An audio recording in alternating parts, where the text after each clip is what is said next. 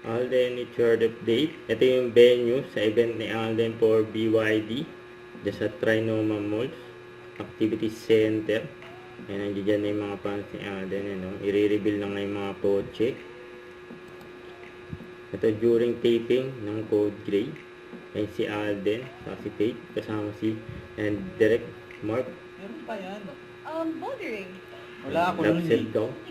Hello! Sa shooting Kaya po? nga favorite ko kasi Sa wala while kayo. filming on? Favorite daw ni Kaya wala si Alden. Nagkukulitan pa nga sila. Basta sa bata. Ay, wala. So on cam. Sige. So, on Okay, cam. on cam. On cam lang. Ayan, kulit pa nga nila Alice sa Kailin.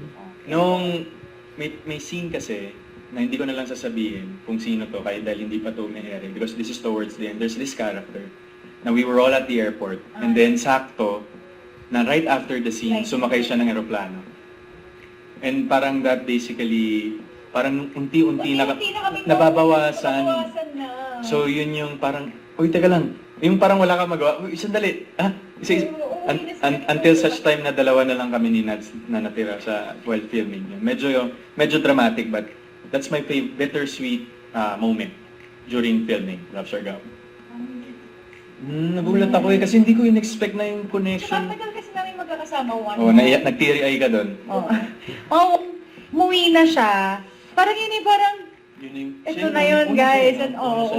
Guys, ito na yun. Parang, unti-unti na tayong nababawasan. Masaklap. Yung mga masasayang araw natin matatapos. Matatapos na. Don't forget to subscribe, click the notification bell for more updates. This is Richard the Action Vlog. Stay tuned for more videos. See ya.